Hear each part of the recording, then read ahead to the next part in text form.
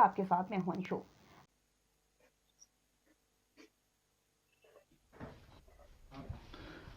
नमस्कार।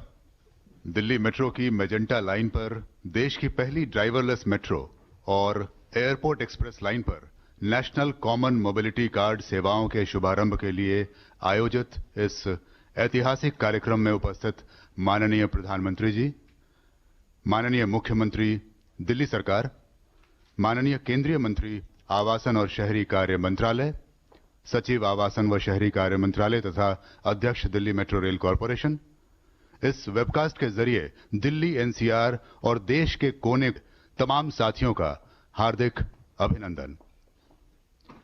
कार्यक्रम की विधिवत शुरुआत करते हुए मैं डॉक्टर मंगू सिंह, प्रबंध निदेशक दिल्ली मेट्रो से अनुरोध करता हूं कि वो स्वागत संबोधन प्रस्तुत करें। नमस्कार। मैं समस्त दिल्ली मेट्रो परिवार की ओर से माननीय प्रधानमंत्री श्री नरेंद्र मोदी जी का हार्दिक स्वागत करता हूं। श्री हरदीप सिंह पुरी जी, माननीय मंत्री भारत सरकार, श्री अरविंद केजरीवाल जी, माननीय मुख्यमंत्री दिल्ली सरकार और अन्य सभी गणमान्य अतिथियों का भी हृदय से स्वागत करता हूं। पिछले 6 से 7 वर्षों डीएमआरसी ने एनसीआर में अच्छी सेवाएं प्रदान करने के लिए कई कीर्तिमान स्थापित किए हैं।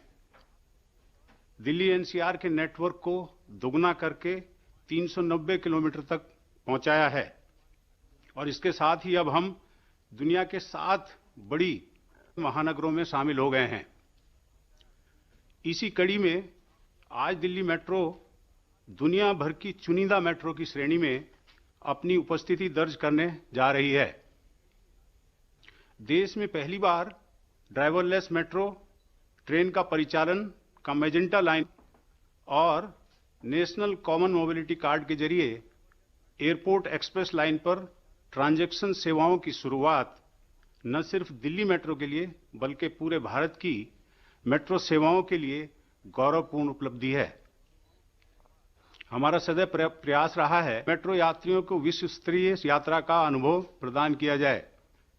ड्राइवरलेस मेट्रो के आने से हमारे ट्रेन के परिचालन में ह्यूमन एरर समाप्त हो जाएगी। कोविड महामारी की बाधाओं के बावजूद पिछले 8 महीनों में हमने कैशलेस और आत्मनिर्भरता की दिशा में अथक प्रयास किए ताकि माननीय प्रधानमंत्री जी के विजन वन नेशन मूर्त रूप दिया जा सके। दिल्ली मेट्रो ने आत्मनिर्भर भारत की पहल के तहत हाल ही में IATS यानी indigenously developed automatic train supervision system launch किया है, जो सिग्नलिंग टेक्नोलॉजी के क्षेत्र में स्वावलंबी होने के लिए एक बहुत बड़ा कदम है। लॉकडाउन से पहले दिल्ली में 65 लाख से ज्यादा यात्री रोज दिल्ली मेट्रो की सेवाओं का लाभ उठाते थे। बीमारी के प्रसार को रोकने के सभी मापदंडों का पालन करते हुए लॉकडाउन के बाद भी हम आर्थिक गतिविधियों के उत्थान में महत्वपूर्ण योग। माननीय प्रधानमंत्री जी द्वारा आज दिल्ली मेट्रो की मेजेंटा लाइन पर ड्राइवरलेस ट्रेन और एनसीएमसी कार्ड के का उद्घाटन और उनके आशीर्वाद वचन हमें एवं समूचे देश के मेट्रो परिवार को और उत्साह के साथ कार्य करने के लिए प्रेरणा देते रहेंगे। एक बार फिर से आप सबका बहुत बहुत स्वागत। धन्यवाद। क्रिया प्रबंध निदेशक महोदय, अब प्रस्तुत है भारत में मेट्रो सेवाओं के अब तक के सफर को रेखांकित करती एक लघु वीडियो फिल्म।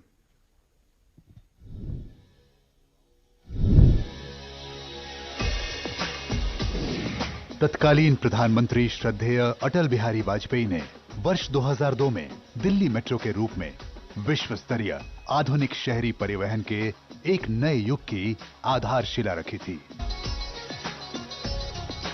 आज देश प्रधानमंत्री नरेंद्र मोदी जी की विजनरी लीडरशिप में जन जन की आकांक्षाओं को पूरा करने और नए और आत्मनिर्भर भारत के निर्माण के पथ पर दृढ़ संकल्प के साथ अग्रसर है।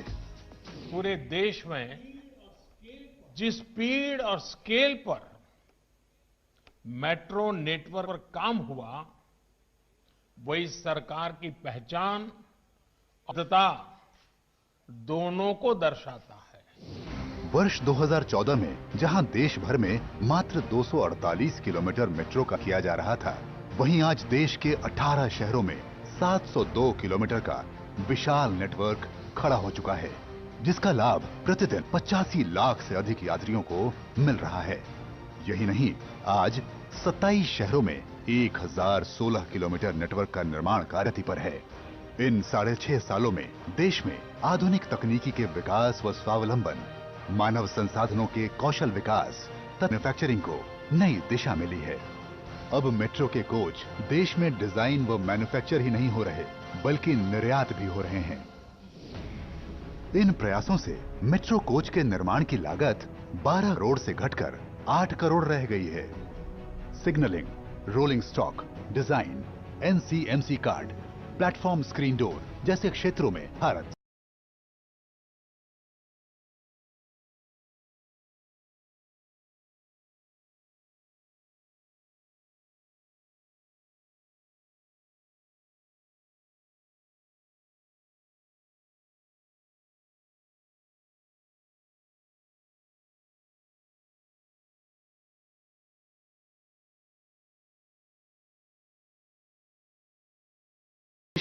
देश में डिजाइन व मैन्युफैक्चर ही नहीं हो रहे, बल्कि निर्यात भी हो रहे हैं।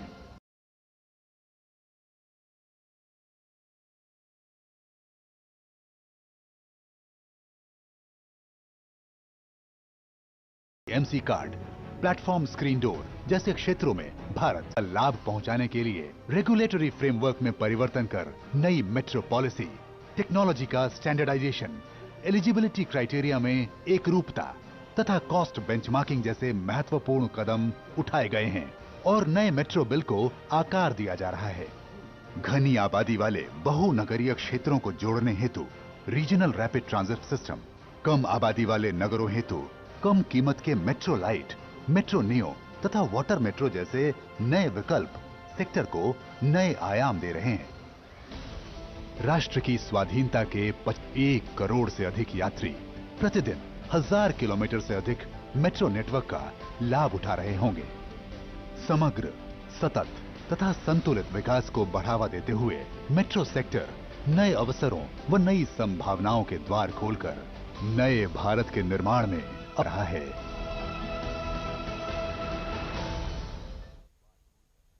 केंद्रीय आवासन और शहरी कार्य मंत्रालय भारत सरकार के सौजन्य भर की मेट्रो ने पिछले 6.5 सालों में अभूतपूर्व विकास किया है। दिल्ली मेट्रो में ड्राइवरलेस मेट्रो की शुरुआत इसी कड़ी में महत्वपूर्ण कदम है। आइए ड्राइवरलेस मेट्रो की विशेषताओं पर एक शॉर्ट फिल्म देखते हैं। आज दिल्ली मेट्रो दुनिया के उस 7% प्रतिष्ठित मेट्रो नेटवर्क की श्रेणी में शामिल होने जा रही है, जहां बगैर ड्राइवर के ट्रेनें संचालित हो रही हैं। अब ट्रेन ड्राइवर को जल्द सुबह, देर रात और ऑफ पीक आवर्स में ट्रेनों को डिपो से रोजाना निकालने, ले जाने एवं टेस्टिंग करने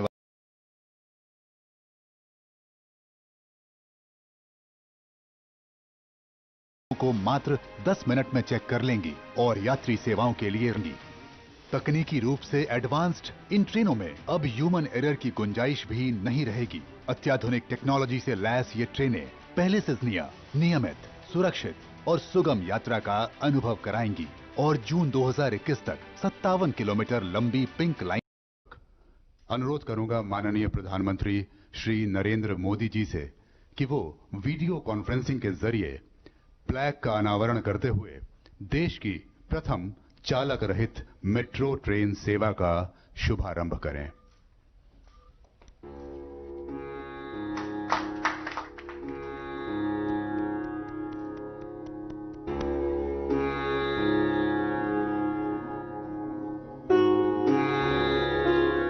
हरी झंडी दिखाकर दिल्ली मेट्रो की मेजेंटा लाइन के जसोला विहार शाहीन बाग मेट्रो स्टेशन पर खड़ी प्रथम चालक रहित ट्रेन को रवाना करें।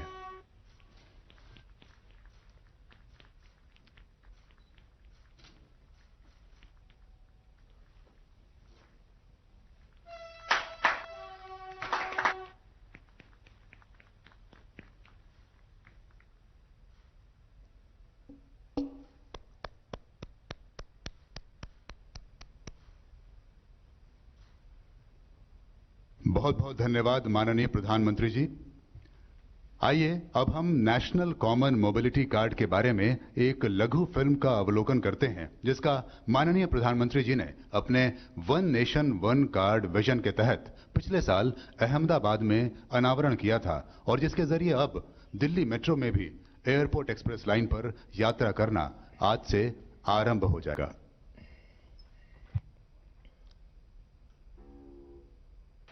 आत्मनिर्भर भारत के अंतर्गत पहली बार पूर्ण रूप से देश में ही विकसित और tested national common mobility card का दिल्ली मेट्रो की एयरपोर्ट एक्सप्रेस लाइन पर आज से शुभारंभ होने जा रहा है। ये कार्ड देशवासियों को मेट्रो में यात्रा, बैंकिंग, शॉपिंग इत्यादि के रूप में एक कंप्लीट फ्रीडम की सौगात देने जा रहा है। माननीय प्रधानमंत्री श्री नरेंद्र मोदी के vision one nation one card को साकार करते हुए वर्तमान में 23 बैंकों द्वारा 1.1 करोड़ से भी अधिक लोगों को जारी ये कार्ड देश के किसी भी कोने से दिल्ली आने पर न केवल इस लाइन पर यात्रा के लिए इस्तेमाल किया जा सकेगा, अपितु 2022 तक दिल्ली मेट्रो के लगभग 400 किलोमीटर नेटवर्क की बाकी सभी लाइनों पर भी यात्रा के लिए प्रयोग में लाया जा सकेगा। आज देश की सर्वप्रथम एनसीएमसी आधारित मेट्रो सेवा का दिल्ली मेट्रो की एयरपोर्ट एक्सप्रेस लाइन पर माननीय प्रधानमंत्री के कर कमलों द्वारा होने जा रहा है शुभारंभ। माननीय प्रधानमंत्री के कर कमलों द्वारा होने जा रहा है शुभारंभ। एक बार फिर से मैं माननीय प्रधानमंत्री महोदय से निवेदन करूंगा कि वे रिमोट से एनसीएमसी फ्लैग का अनावरण कर देश में पहली बार किसी भी मेट्रो सिस्टम में लागू होने जा रहे इस एनसीएमसी आधारित वन नेशन वन कार्ड सेवा का शुभारंभ करें।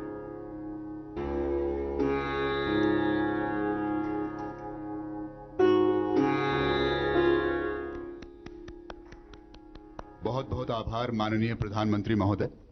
आत्मनिर्भर भारत के रूप में एक नए राष्ट्र का निर्माण करने वाले माननीय प्रधानमंत्री जी, अब हम बहुत ही आदर के साथ अनुरोध करेंगे कि अपने आशीर्वचनों से हमारा मार्गदर्शन करें।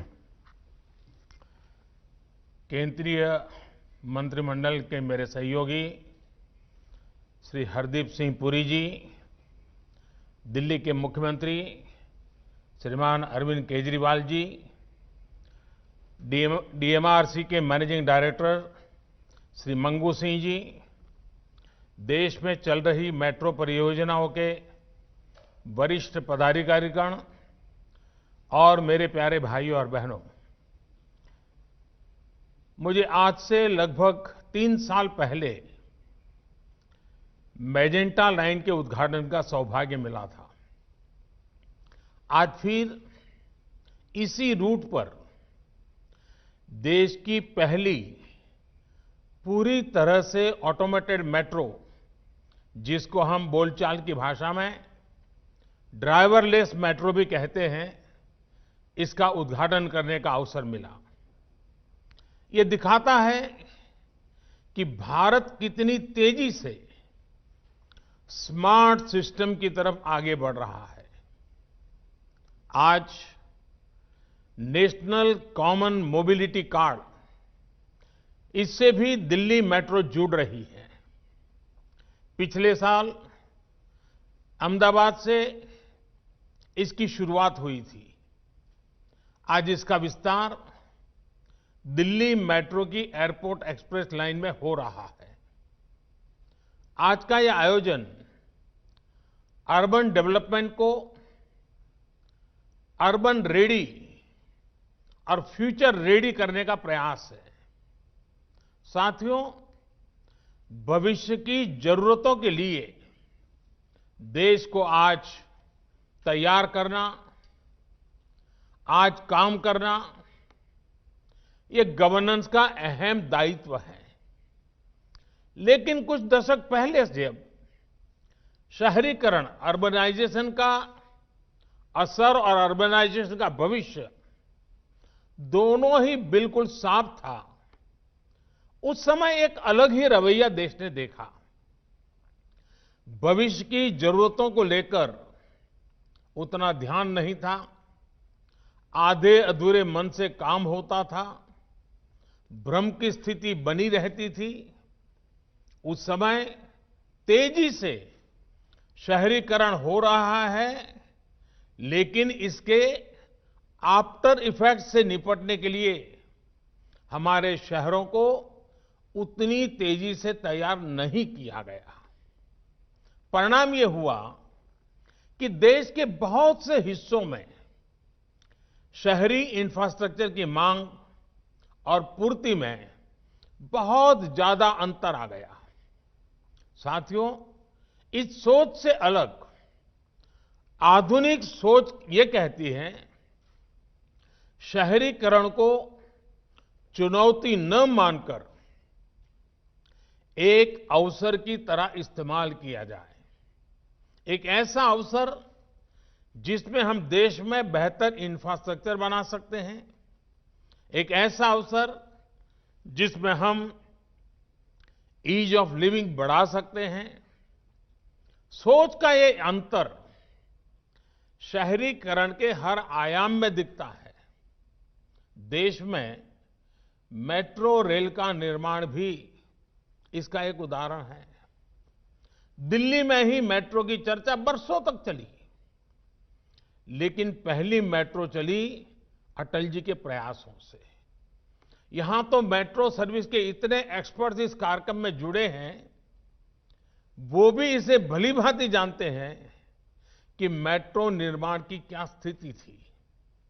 साथियों, साल 2014 में जब हमारी सरकार बनी, उस समय सिर्फ 5 शहरों में मेट्रो रेल थी। आज 18 शहरों में मेट्रो रेल की सेवा है। वर्ष 2025 तक हम 25 से ज्यादा शहरों तक विस्तार देने वाले हैं। साल 2014 में देश में सिर्फ 248 kilometre 248 kilometre metro line operation थी। आज ये करीब 3 गुनी यानी 700 किलोमीटर से ज्यादा है। वर्ष 2025 तक हम इसका विस्तार 1700 किलोमीटर 1700 किलोमीटर तक करने का प्रयास कर रहे हैं। साल 2014 में मेट्रो पर सवारी करने वालों की संख्या 17 लाख प्रतिदिन थी। अब यह संख्या 5 गुना बढ़ गई है। अब 85 लाख लोग हर दिन मेट्रो से सवारी करते हैं। याद रखिए, ये सिर्फ आंकड़े नहीं है, ये करोड़ों भारतीयों के जीवन में आ रही ईज ऑफ लिविंग के प्रमाण है। ये सिर्फ ईंट, पत्थर, कंक्रीट और लोहे से बने इंफ्रास्ट्रक्चर नहीं, बल्कि ये देश के नागरिकों, देश के मिडिल क्लास की आकांक्षा पूरा होने के साक्ष्य हैं। साथियों, आखिर ये परिवर्तन, ये बदलाव आया कैसे?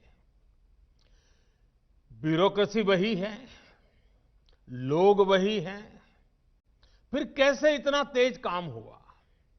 इसकी वजह यही रही कि हमने शहरीकरण को चुनौती नहीं बल्कि अवसर के रूप में देखा। हमारे देश में पहले कभी मेट्रो को लेकर कोई नीति ही नहीं थी। कोई नेता कहीं वायदा कराता था, कोई सरकार किसी को संतुष्ट करने के लिए मेट्रो का ऐलान कर देती थी। हमारी सरकार ने इस एडहोकिज्म से बाहर आकर के मेट्रो के संबंध में पॉलिसी भी बनाई और उसे चौतरफा रणनीति के साथ लागू भी किया। हमने जोर दिया स्थानीय मांग के हिसाब से काम करने पर। हमने जोर दिया स्थानीय मानकों को बढ़ावा देने पर। हमने जोर दिया मेक इन इंडिया के ज्यादा से ज्यादा विस्तार पर। हमने जोर दिया आधुनिक टेक्नोलॉजी के उपयोग पर। साथियों, आप में से अधिकांश लोग ये जानते हैं कि देश के अलग अलग शहरों की अलग अलग आवश्यकताएं, अलग अलग आकांक्षाएं और अलग अलग चुनौतियां होती हैं। अगर हम एक ही फिक्स मॉडल बनाकर मेट्रो रेल का संचालन करते तो तेजी से विस्तार संभव ही नहीं था। हमने ध्यान दिया कि मेट्रो का विस्तार, ट्रांसपोर्ट के आधुनिक तौर तरीकों का इस्तेमाल शहर के लोगों की जरूरतों और वहां की प्रोफेशनल लाइफस्टाइल के हिसाब से ही होना चाहिए। यही वजह है कि अलग अलग शहरों में अलग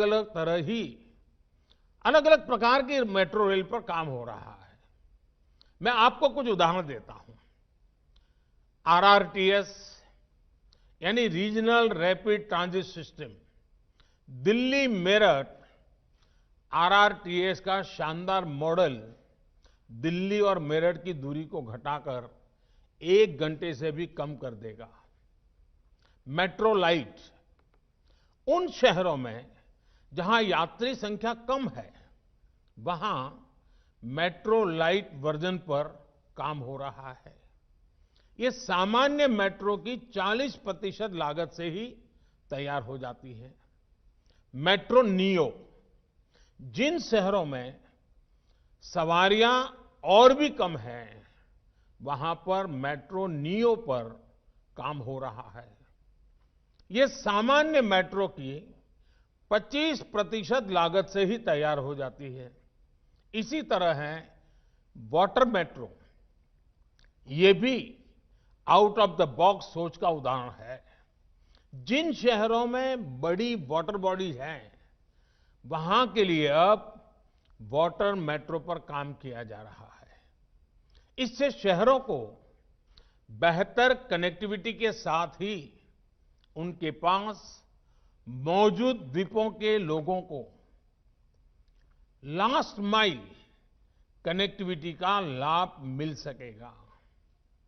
कोच्चि में यह काम तेजी से चल रहा है और साथियों, हमें यह भी ध्यान रखना है कि मेट्रो आज सिर्फ सुविधा संपन्न पब्लिक ट्रांसपोर्ट का माध्यम भर नहीं है, ये प्रदूषण कम करने का भी बहुत बड़ा जरिया है।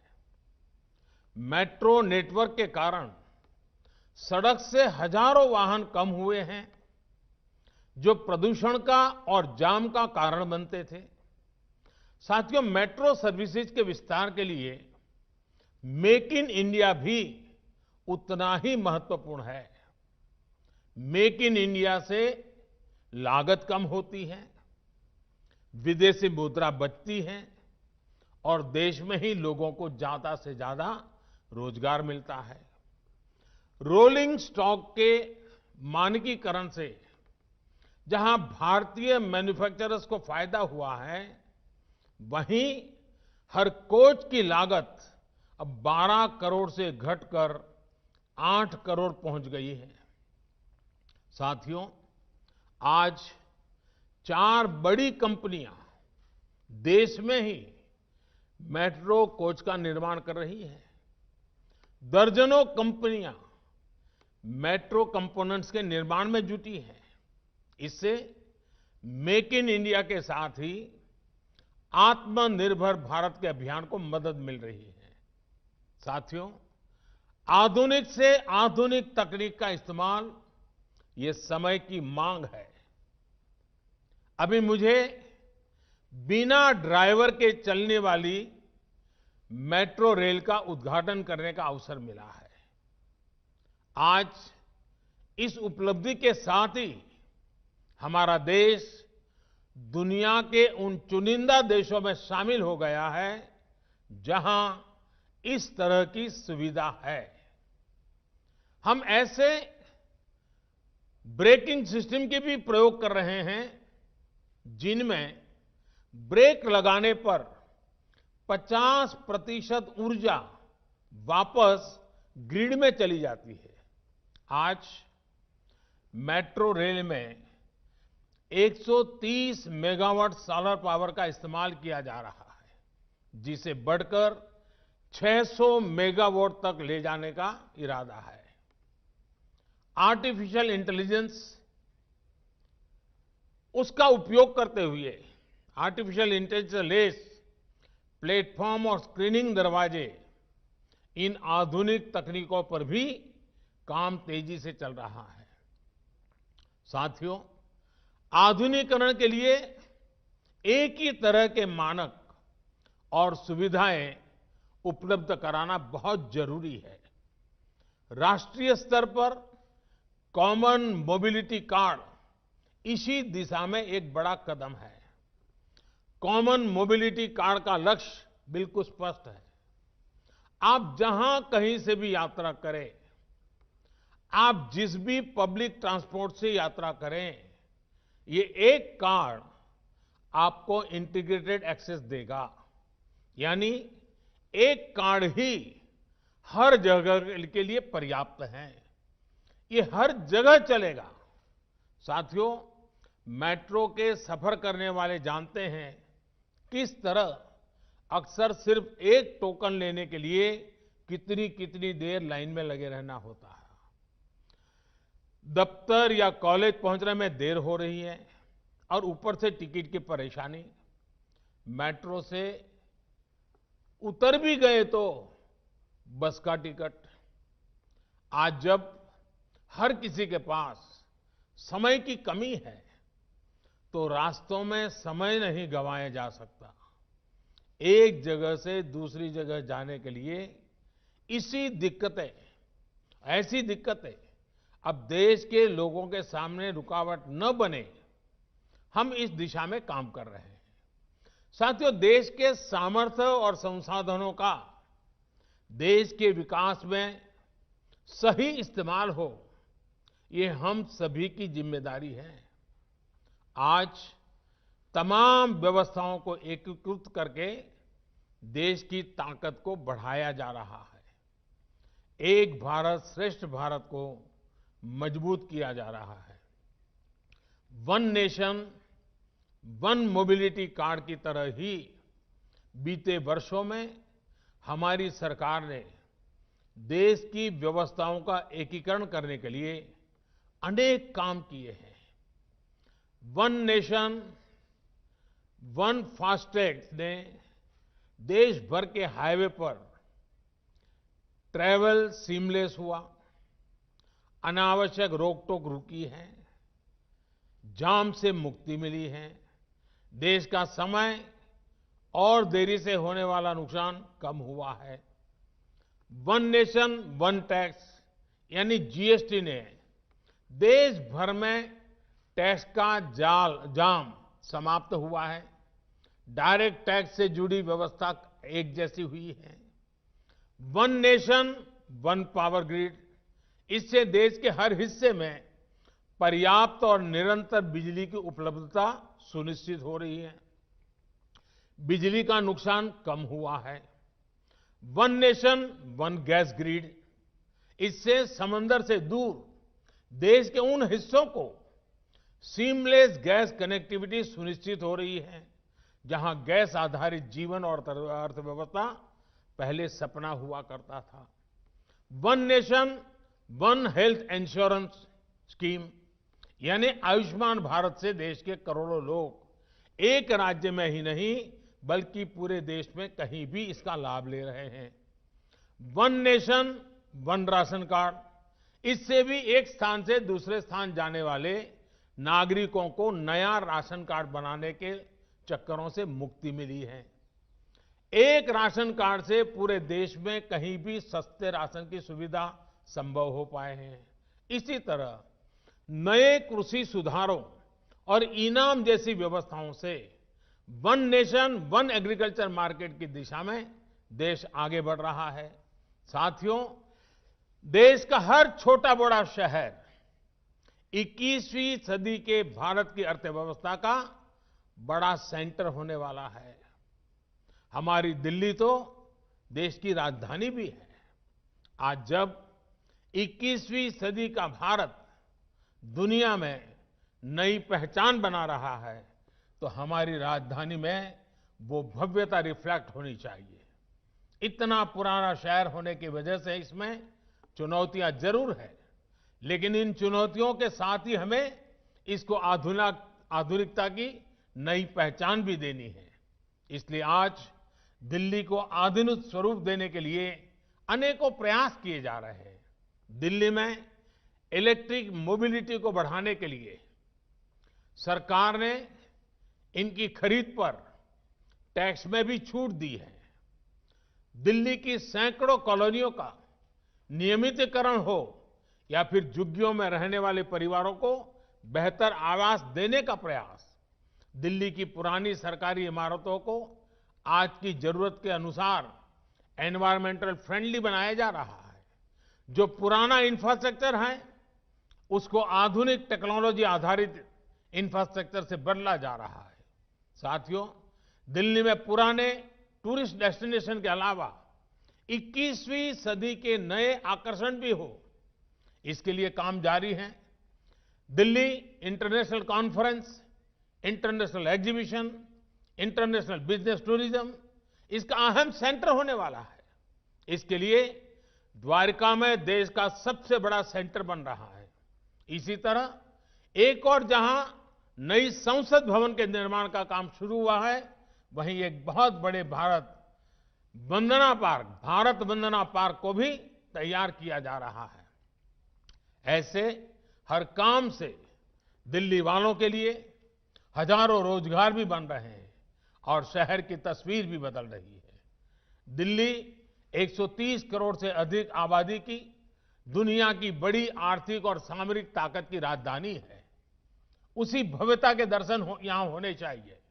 मुझे विश्वास है कि हम सब मिलकर काम करते हुए दिल्ली के नागरिकों का जीवन और बेहतर बनाएंगे, दिल्ली को और आधुनिक बनाएंगे। एक बार फिर नई सुविधाओं के लिए मैं देश को भी और दिल्ली वासियों को भी बहुत बहुत बधाई देता हूं। धन्यवाद।